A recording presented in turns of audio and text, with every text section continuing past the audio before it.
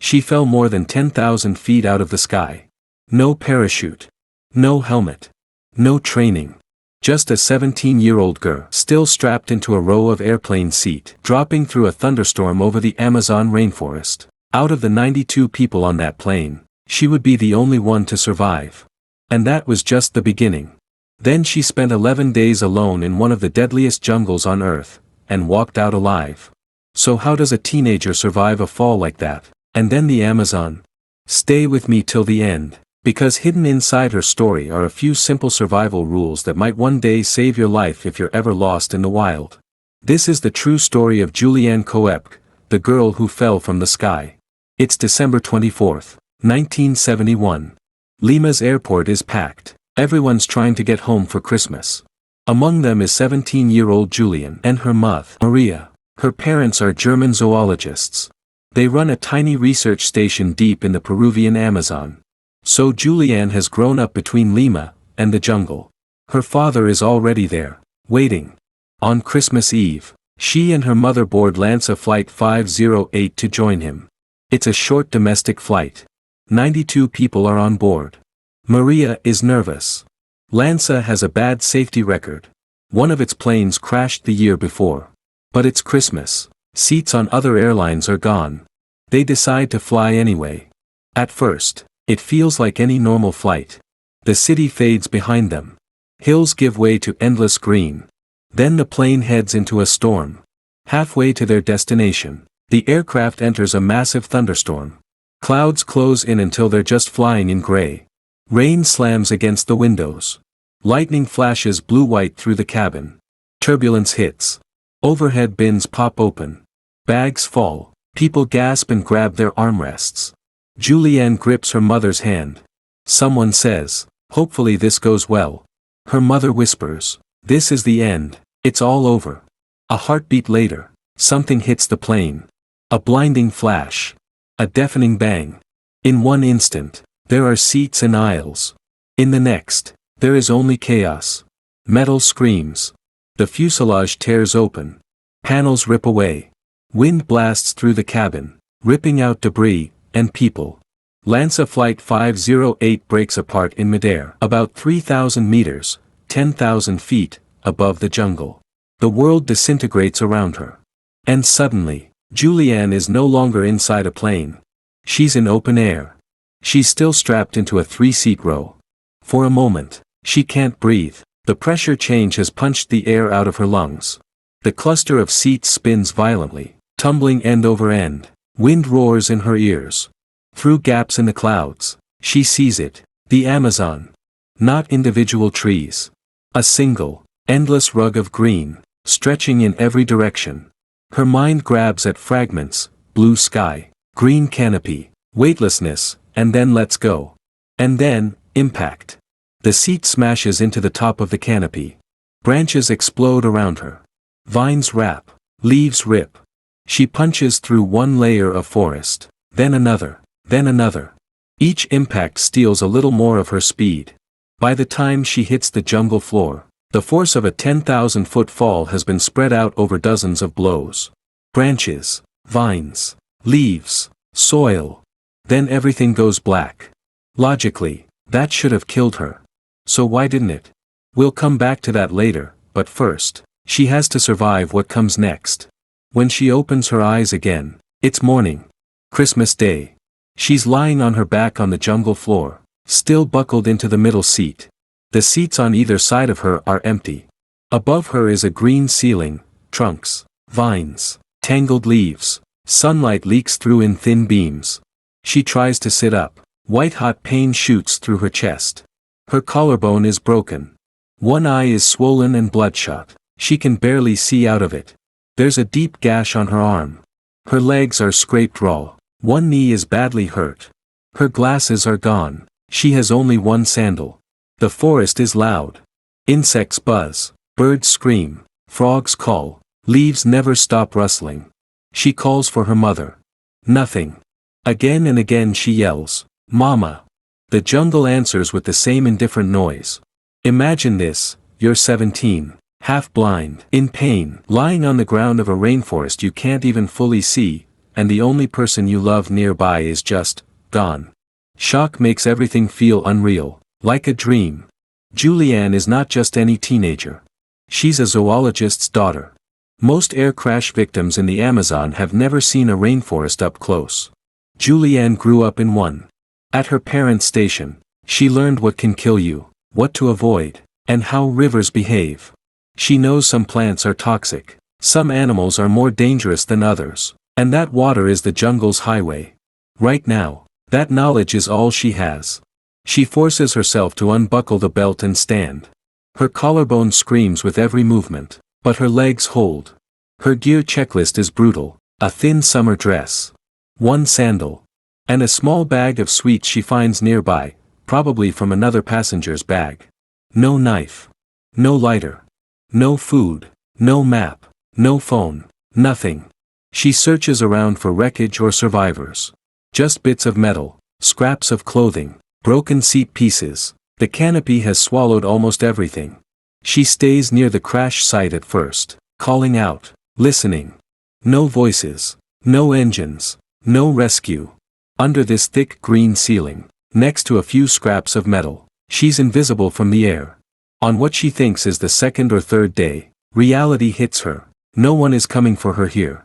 Then she remembers a rule her father repeated many times: if you are ever lost in the rainforest, find moving water.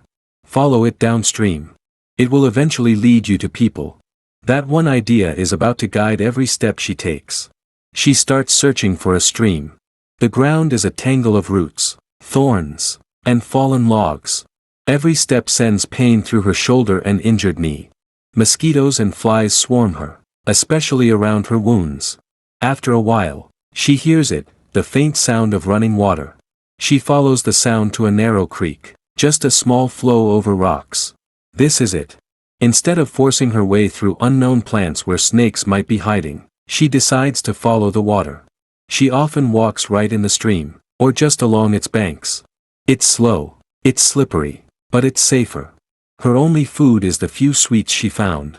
She eats maybe one a day. She knows there are fruits and nuts in the forest. But she also knows some can kill you. Without being 100% sure what's safe, she chooses hunger over poisoning. At night, she has no shelter. She lies on the wet ground, sometimes curled against giant roots. Rain soaks her.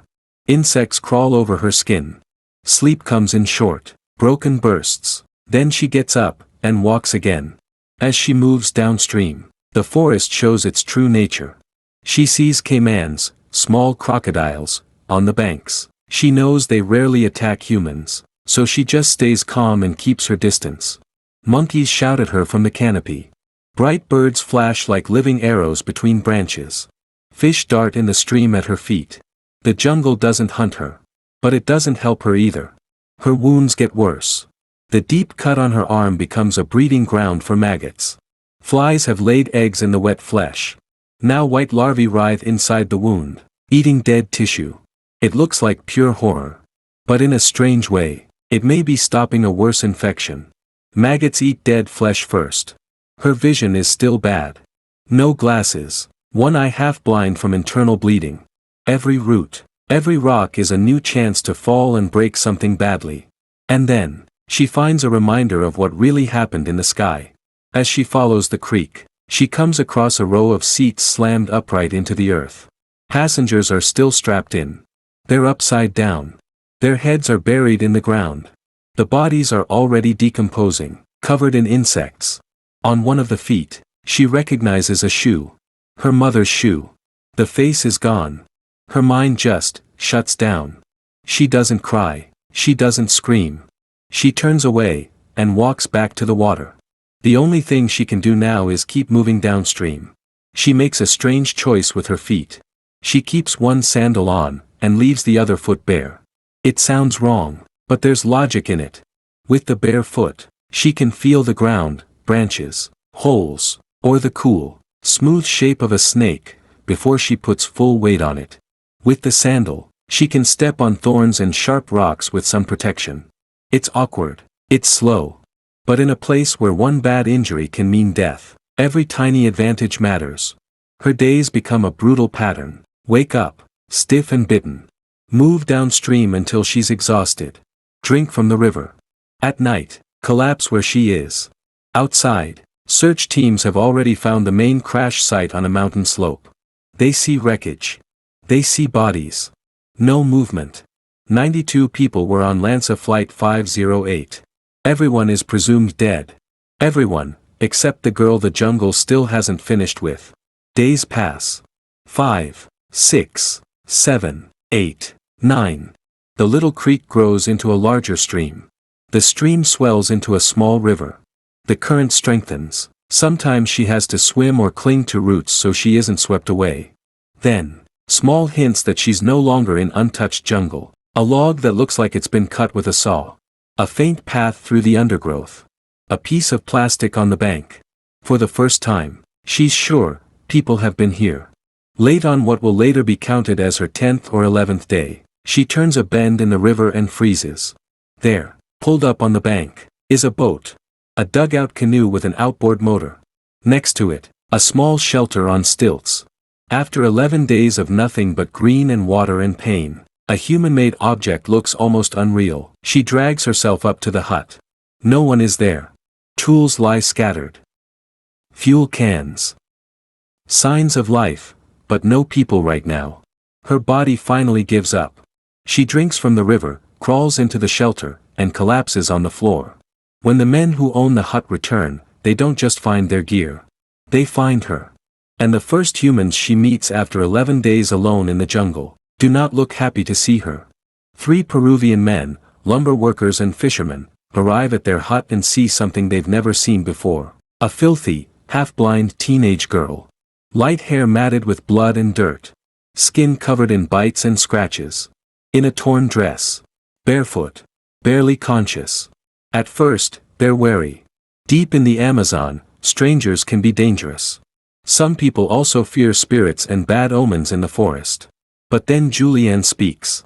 In weak Spanish, she says, "Me llamo Julianne. Soy la chica que estaba en el accidente de Lanza. My name is Julianne. I am the girl who was in the Lanza crash." They've heard the news. A Lanza flight vanished. Everyone on board was thought to be dead. Now one of its passengers is lying on their floor. Everything changes. They give her food, but only small amounts at a time. After days of near starvation, too much at once could kill her. They examine her wounds. One of the men knows a rough jungle treatment for maggot-infested cuts. He pours gasoline from their boat over her arm. It's agony. The maggots wriggle to the surface, desperate for air, and he pulls them out one by one. Crude. Painful. But effective. The men decide to get her out. The next day, they put her in their canoe and travel for hours downriver, to the nearest village and missionary outpost. From there, authorities are notified. A small plane flies her to Pucallpa, then to Lima, for real medical care. Later, when rescuers return to the jungle using her information, they confirm what the world already believes. Of the 92 people on Lanza Flight 508, 91 died. Only Julianne survived. On paper, she shouldn't be alive. Physically, her row of seats probably tumbled in a way that increased air resistance. Thunderstorm updrafts may have slowed her fall. The layered canopy of the Amazon acted like a series of cushions. Her age and fitness helped her body absorb trauma.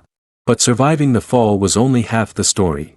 The rest was knowledge and mindset. She knew one clear rule: follow moving water to find people. She knew not to eat unknown plants, even when she was starving. She treated the jungle as dangerous, but not as an enemy, more like a system with rules. And when help finally appeared, she didn't run or hide. She accepted it. People call her lucky. She was. But that luck landed on someone who had been quietly training for this her whole life, without realizing it. Surviving the jungle was just the beginning. In the years after the crash, Julianne faced grief for her mother, and constant attention from the media. She studied biology, earned a doctorate, and returned to the same rainforest, working at her family's research station to understand and protect it. She wrote a memoir, When I Fell from the Sky, and appeared in a documentary, but never turned her survival into a circus. For her, the Amazon wasn't just where she fell. It became where she chose to spend her life. Before we end, let's pull out the simple survival lessons hidden in what you just heard. First, knowledge can replace gear. One basic rule: follow the water, did more for her than any expensive survival kit. Second, clear thinking beats panic. Even after a 10,000-foot fall, she made decisions instead of just reacting. Third, respect the environment. The jungle was dangerous, but not out to get her. Treating it like a system helped her work with it instead of against it. Fourth, never underestimate locals. In the end, it wasn't a helicopter or special forces that saved her, it was 3 river men coming back to their hut. And finally, survival is a beginning, not an ending. 11 days got her out of the jungle. It took years to process what had happened. From the moment she fell out of a disintegrating plane, to the moment she lay on the floor of that riverside hut, she crossed about 10,000 feet of air, and roughly 50 kilometers of rainforest. One painful step, and one careful decision, at a time. If this story changed how you think about survival or luck, hit like. It helps more people find these true stories.